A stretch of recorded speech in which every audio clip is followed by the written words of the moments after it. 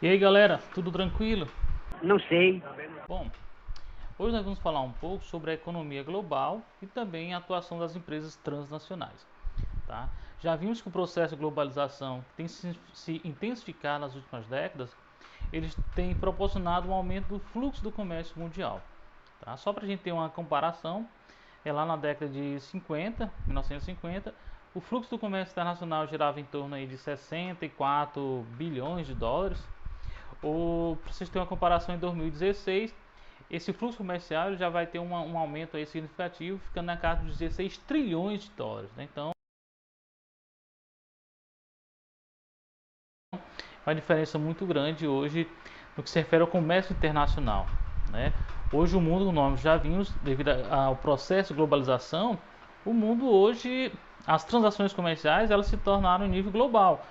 Dificilmente um país ele consegue viver hoje isoladamente, né, vendendo apenas para o mercado interno. Então, as grandes empresas elas acabam, de certa forma, se aventurando no mercado internacional para gerar assim, uma maior lucratividade. E essas transações comerciais, é, nós vemos alguns motivos, né, desse implemento. Primeiro, a melhoria nos transportes, né, que favoreceu muito a questão das transações comerciais, a melhoria.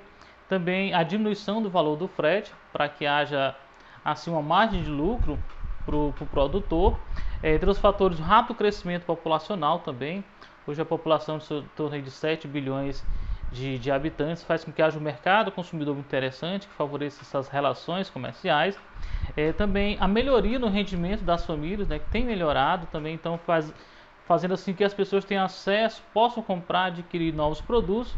E também um fator interessante é a entrada de novos países nesse mercado internacional, né? Então, ficava antigamente muito restrito aos países desenvolvidos, hoje há um incremento muito grande também de países chamados países emergentes ou mesmo de países subdesenvolvidos nesse gama do comércio internacional. Isso favoreceu esse aumento, chegamos a essa casa aí de cerca de 16 trilhões lá em 2016, tá?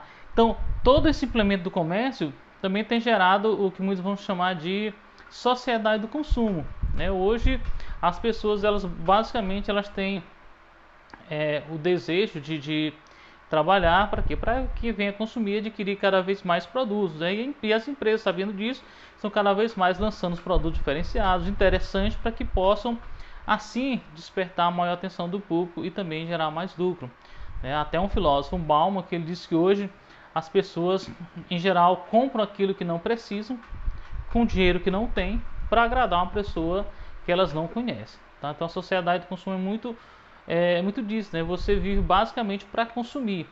Isso de certa forma é incentivado até mesmo pelo próprio capitalismo, né? Campanhas publicitárias, marketing nessa intenção de aumentar o consumo, tá? Só que esse comércio ele é um pouco desigual, né? A globalização a gente viu que é um processo nível global, só que a globalização ela proporciona também desigualdades.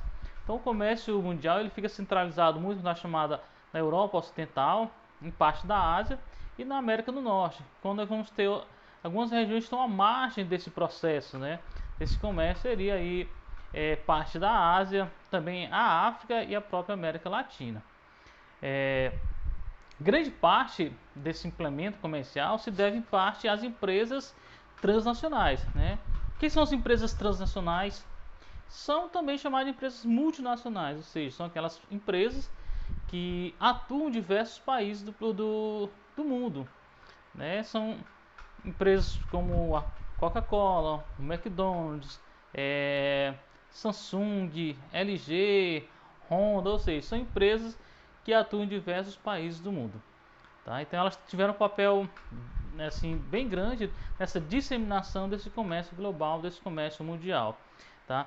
E uma das formas dessas empresas atuarem hoje, até na maior expansão do comércio, é através das chamadas fábricas globais, tá? O que seria isso?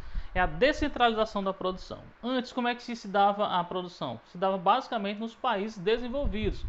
Eles produziam e assim vendiam para outros países, outras regiões. Hoje é tudo muito descentralizado. Geralmente empresas de países desenvolvidos elas vão atuar em países emergentes, países subdesenvolvidos. Quais seriam as vantagens? Bom, mercado consumidor, né, grande mercado consumidor e também a mão de obra barata. Então nós vamos ter empresas como de automóveis, que elas, às vezes o projeto é feito em países da Europa, eles são montados em países da Ásia, com peças, por exemplo, vindo de países da América do Sul, é um exemplo, e são vendidos nos Estados Unidos. Então é tudo muito descentralizado esse comércio, essa produção internacional, né? Isso teve muito a questão das empresas transnacionais. Hoje já há empresas transnacionais com economia maior que de alguns países. Um exemplo é o Walmart.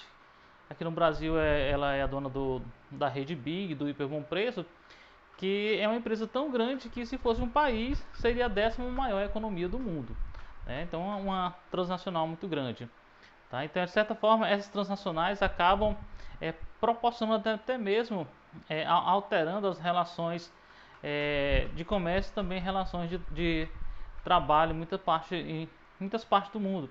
Aquelas vão atuar em países emergentes buscando justamente essa mão de obra barata, né? Como o caso da Índia, da China, que eles produzem, devido à grande quantidade de mão de obra, podem produzir a um preço bem em conta, né? É claro.